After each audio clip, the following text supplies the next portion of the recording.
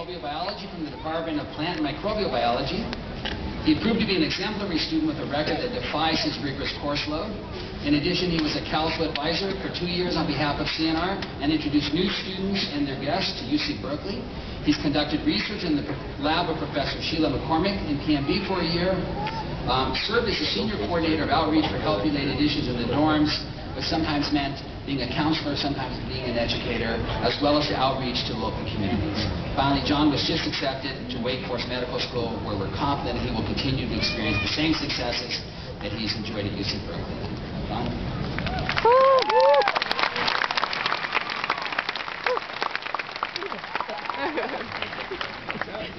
Thank you. So, I'm thrilled to stand up here and have the opportunity to share some of the lessons that I've learned over the past few years. Each day that I've walked on this campus has been a lesson in patience and personal growth.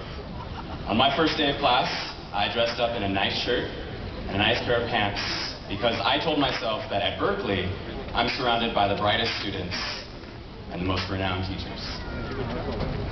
As silly as it may sound now, I dressed up because I thought that if I did that, I would be important too. It was hard for me to admit it then, but I'm willing to mention now that many of you were as nervous and as scared as I was on that first day. I wasn't scared because I thought I couldn't do it or that it would be too hard. In fact, I remember saying to myself on that first day that if I tried hard enough, I could do it, and that one day I would be graduating. And so here I am, and here we are, graduating as the class of 2008.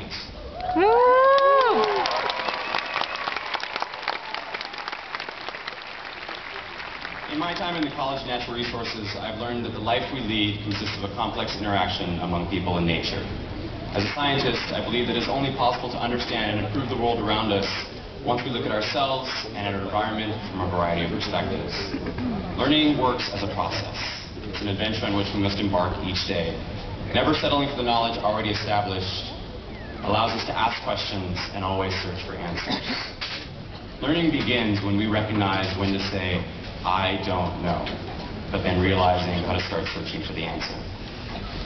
In science and academia, we seek to discover knowledge about the world that we live in. After all, the course that we took were filled with facts and techniques, knowledge. But that knowledge is useless without a deep understanding of oneself. Recognizing the role that each of us plays in our society allows us to engage with others and enact the changes that we see as necessary. My favorite spot on campus is the top of the stairs on the west side of the Campanile overlooking the bay. I like to sit there, look out into the ocean, and think to myself. And when I do that, I think about the day that has passed and the thoughts and ideas that have run through my head, because thinking critically about my beliefs helps me understand how I interact with the world and how the world interacts with me. Self-realization allows us to enact positive changes in our lives and in our world. And each day presents us an opportunity to learn something new. For many of us, the most rewarding way to learn is not through a textbook, but through experience. Often we don't realize that we're learning until after it's over. And I can't pretend that every day I've been here has been perfect. I've made many mistakes and countless hard days. Nevertheless, the mistakes that we make are not a measure of our failures. They're a measure of our willingness to succeed. By making mistakes, we can proudly proclaim that we tried. And when we try again, we will be able to do it right. More often than not, it's not our mistakes that stop us from reaching our goals. It's the other obstacles in the way. But the obstacles, too, are only temporary. If we're truly passionate about our goals, then nothing will ever really stand in our way. We should measure our success by the risks that we take. As students, it was easy for us to get caught up in the day-to-day routine, going to class, studying for exams, writing our papers. But our character is defined by the moments that we stepped out of the box, dared to say something provocative, and stood up for our passion, even when it wasn't the most popular position. The very fact that we chose to come to Berkeley was a risk. Very few things at the time here were easy, but having confidence in ourselves brought us to where we are right now. And we are who we are right now because everything that we have accomplished at Berkeley, we earned, and we worked hard for it. Graduates from Berkeley and CNR,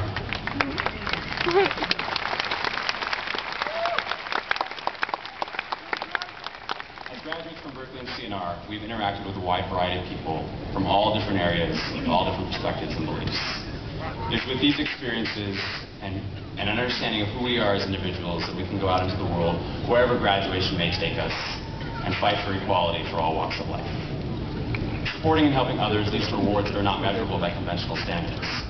I'm motivated by the thought that we as a class can make change in this world not through embarking in titanic endeavors, but by planting little seeds that will one day have an impact. I found that one of the most fruitful seeds is a sincere smile and a positive outlook.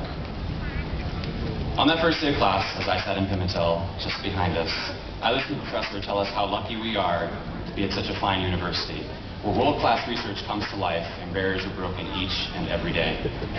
He told us that college is an exciting time during which we will have access to any experience or opportunity imaginable. And these experiences will guide us in our future, for we are the leaders of tomorrow. As I look back, I can't tell you all the things that I've learned. Not saying that I don't remember them, just saying that I've learned more than the facts and the ideas. I've learned how to be a leader. We all have the tools for success, and you can define success however you wish. But tomorrow is today. We're leaders now. Today, as one chapter of our education comes to a close, a new one begins. So, 4 years later, I still can't explain why I was scared on that first day. But I found comfort in knowing that through all those moments of nervousness and fear, that even though she was hundreds of miles away, my mom would be there to help me. To calm me down.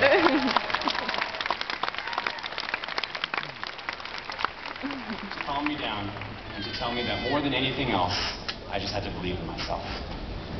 Countless times she told me that I just had to trust myself and my abilities, and when I, like many students, finally started to listen, I found strength that I didn't know I had. And I know that every day after this, she will continue to be there for me, no matter what. Thank you, Mom.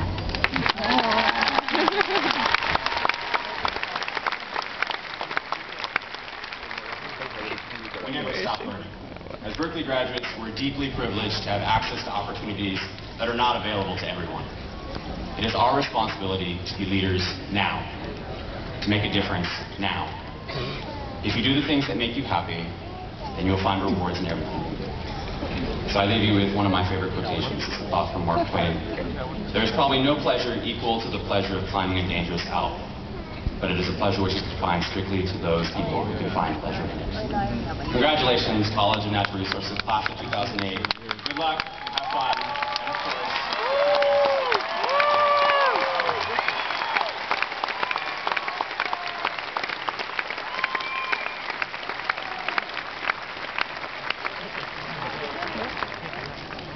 thank you, John. It's now my pleasure to introduce the 2007 College of Natural Resources Commencement speaker, David Orr, the Paul Sears Distinguished Professor of Environmental Studies and Politics at Oberlin College and a James Marsh Professor at the University of Vermont. He's the author